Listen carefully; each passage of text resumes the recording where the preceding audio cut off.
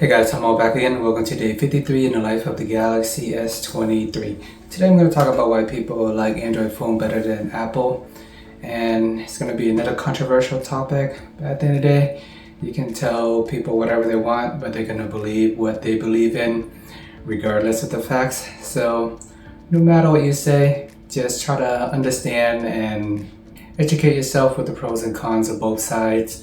Just like a lot of things in life, politics, religion, TV shows, favorite colors. People just gonna like what they like. They're gonna have their own reasoning.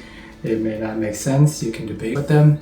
But at the end of the day, you can present the facts and then they can make their own decisions. Because no matter what you say, even if Android do have a billion more features compared to iPhone, people are just gonna pick what they pick. They still like the iPhone. They like the simplicity, the blue bubbles. The fact that it feels more exclusive, whether it is perceived value or it is actually real, it is up to you to debate. And yeah, no matter what you say to them, it's not really going to change their mind. The only way for them to change their mind is they have to make the decision to look into it and be open to understanding the other side as well. So you're not going to convert iPhone users by making fun of them, such as all those Samsung commercials in the early days. They're saying that this phone's going to be like a precious jewel. Ooh, I love that. The headphone jack is going to be on the bottom. I heard the connector is all digital. What? What does that even mean? Who knows? I'm psyched. All I'm saying is that they should have a priority line for people who've waited 5 times. I heard you have to have an adapter to use the dock on the new one. Yeah, but they make the coolest adapters. Welcome back. Guess the Galaxy S3 didn't work out. No, I love the GS3. It's extremely awesome. I'm just saving a spot in line for someone. That's not cool. Yeah, man. This year, we're finally getting everything that we didn't get last year. Yeah. The big screen. True 4G. Yep. What is that? Hey, what'd you just do? Oh, I just sent them a playlist. Like touching phones? Yep. Simple as that. It's the Galaxy S3. Hey! Hey, Mom, Dad. Oh, thanks for holding our spot. Hey, man. Oh, hey. How's it going? Saved you a spot. I moved on. But you're not gonna miss all this? I got the Samsung GS3 now. Is that a Samsung? That's a new Samsung.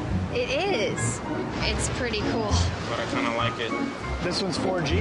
Yeah, we've had that for a while. This one's got a big screen.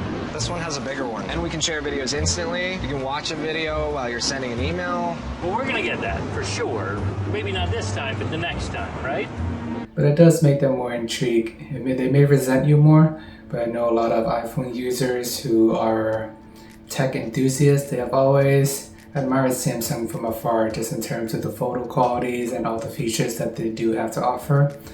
But at the same time, they're so entrenched in the ecosystem, they gotta root for their home team, iPhone, that it may be hard for some of them to switch.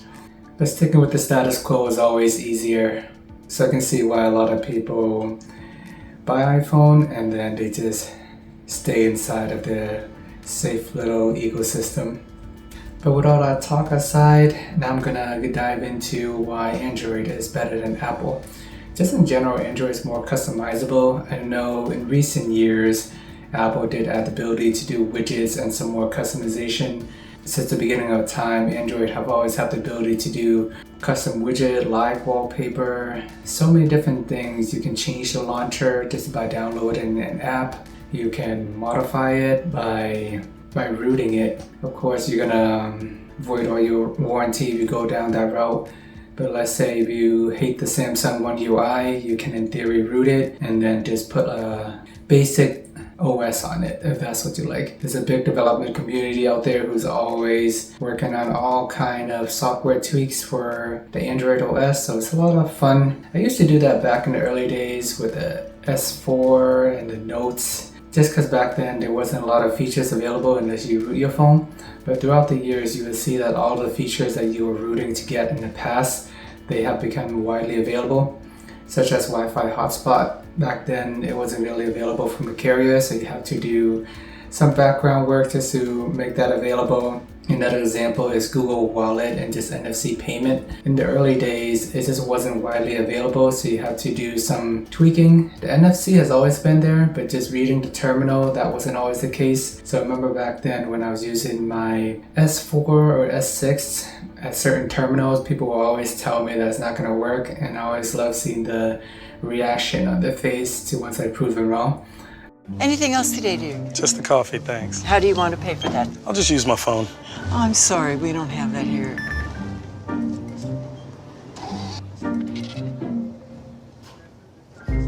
Did you install something? So those are the early days before NFC took off and people started paying their mobile phone.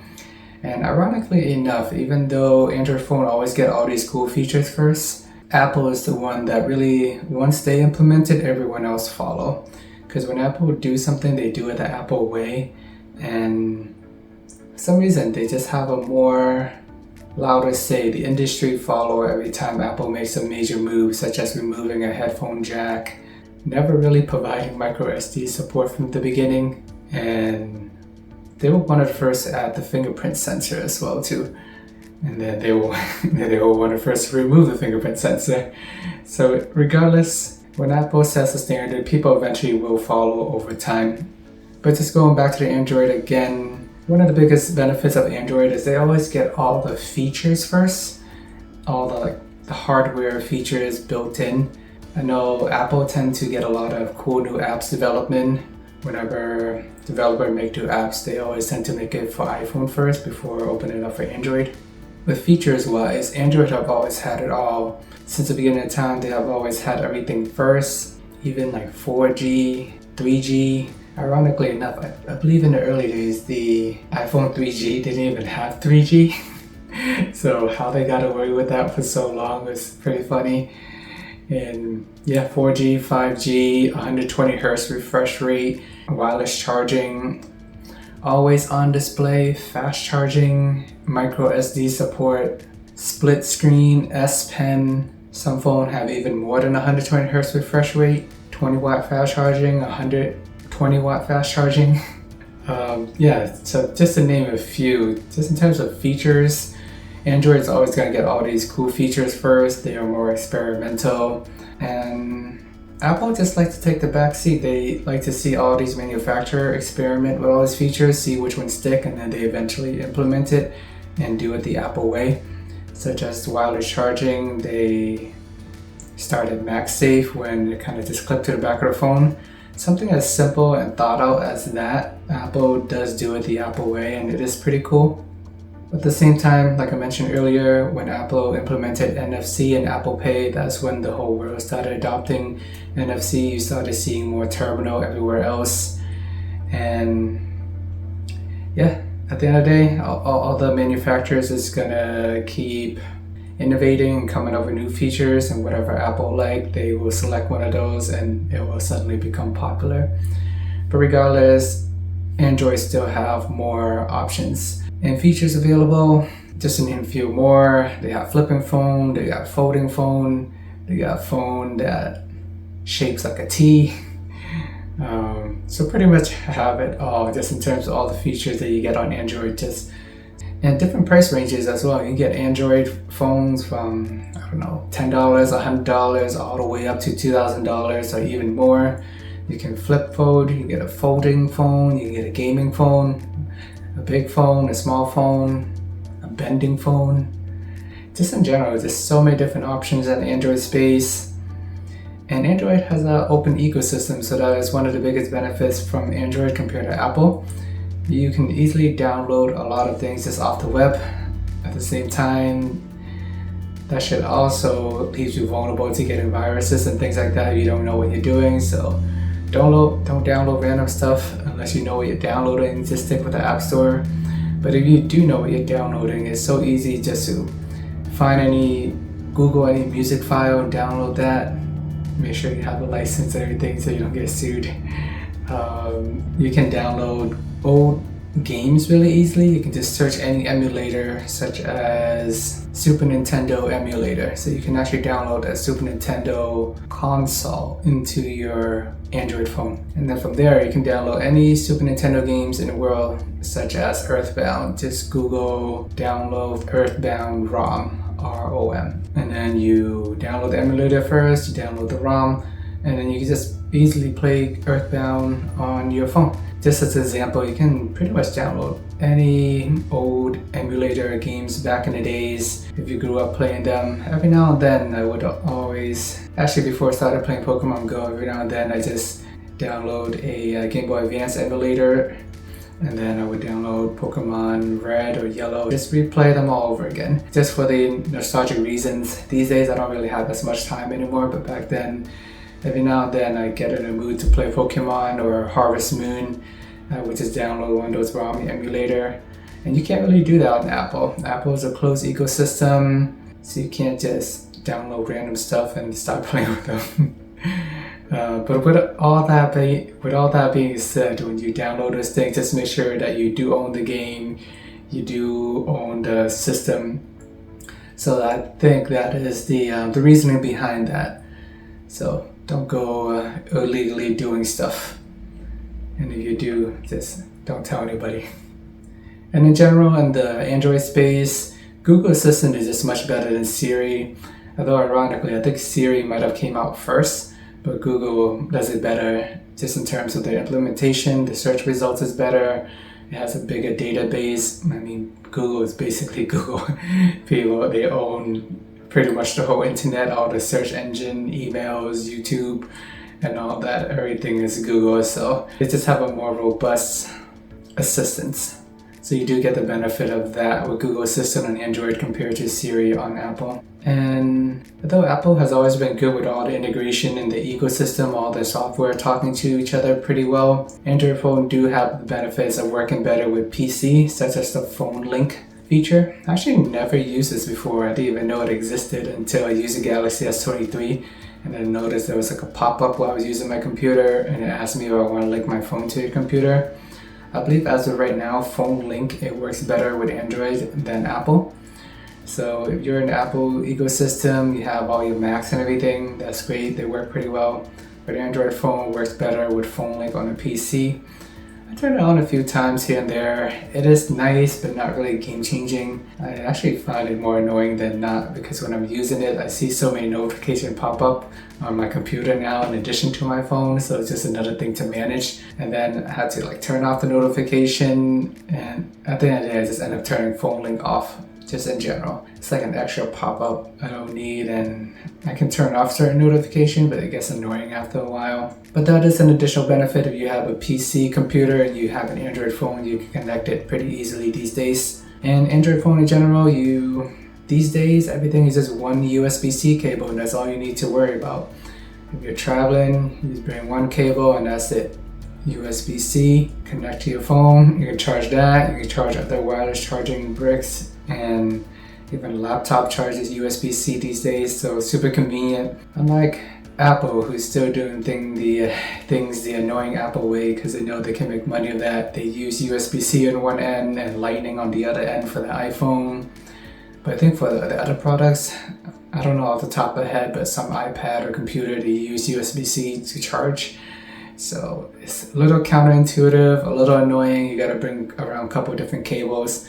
So just Android is more standardized and easier, universal to use. So those are some of the biggest benefits of Android. And just going back to like the feature piece again, I know since the beginning of time, Android have always had more features first, but you do see that over time, Apple does catch up. They implement all these things, 120 Hz refresh rate and all that. It's eventually in all their phones. So feature-wise, both ecosystems are pretty much neck and neck these days. Apple copy Android, Android copy Apple. It works both ways. So at the end of the day, you pick the ecosystem that is better for you and whatever you like. Some people stick in one ecosystem forever. Some people jump back and forth.